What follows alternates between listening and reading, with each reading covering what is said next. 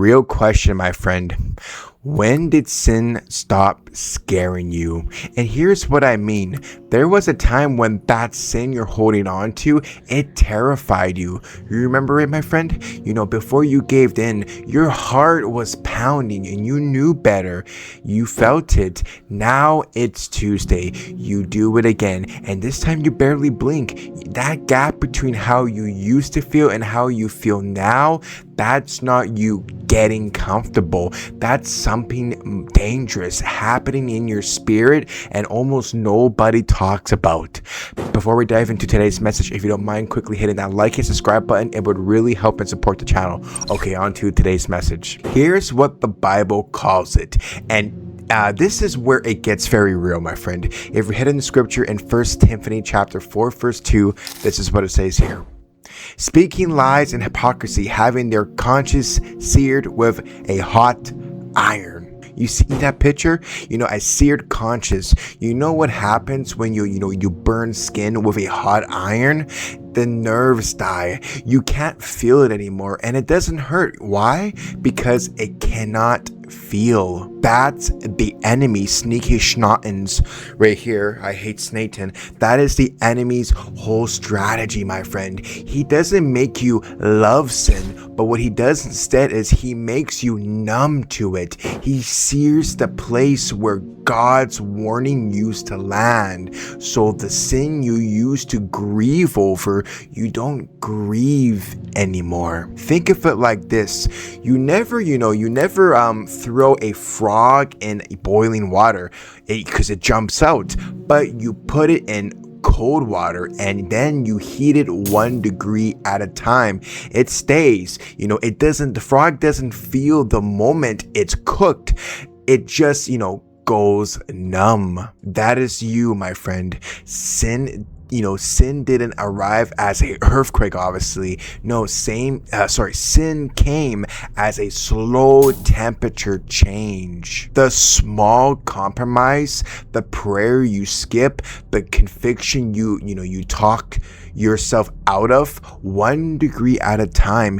And now you're sitting here wondering why you don't feel God like you used to. Let's head back into scripture. If we head to Hebrews chapter 3, verse 13, it says this. But exhort one another daily while it is called today, lest any of you be hardened through the deceitfulness of sin. Did you catch that, my friend? Sin deceives. It tells you, one more time won't matter. It's the deceitfulness of sin that hardens you. Not the big and obvious fall, but rather the slow deception. So here's the real reason. The very thing I've been building to in this video.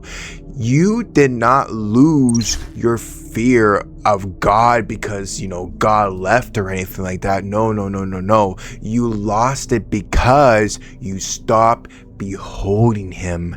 Fear of God isn't terror. Fear of God, it's reverence.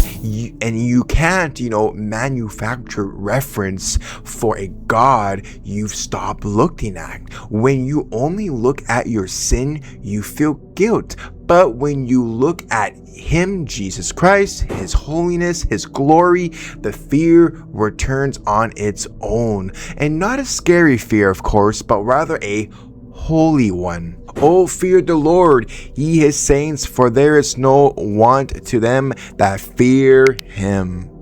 There's no want, no lack. When the fear of the Lord returns, the pull of the sin shrinks, because you cannot simply stand in awe of a holy God and just casually hold onto the thing that ultimately crucified Jesus Christ.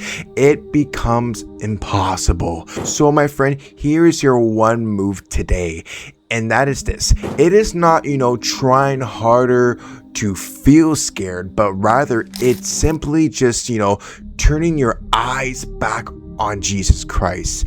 Get back in the word and, get back on your knees if you have to. The fear of the Lord isn't a feeling you chase.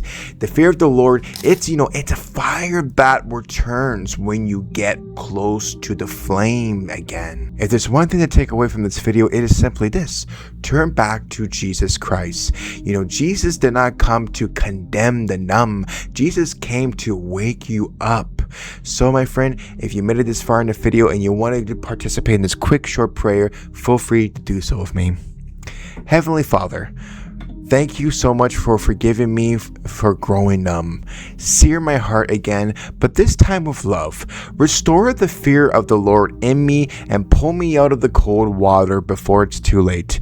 In Jesus' mighty name we pray, amen. God bless you, and thank you so much for checking today's short, quick message. I hope it resonated with you. I know from time to time I need to, renew my mind daily and get back in the word as I get, sometimes comfortable with my Aboriginal struggles and sins. But yeah, no, as always, if you like what you see here, feel free to like and subscribe. And, more importantly, I want to interact with you guys. So if you leave a comment in the comment section below, I'm more than happy to read it and reply, interact with you, whatever it may be. And yeah, as always, if you like what you see on this channel and you want to see more, perhaps checking out this video as YouTube thinks that this is the next best video for you to watch on this channel. God bless you and seek the love of the Lord Jesus Christ.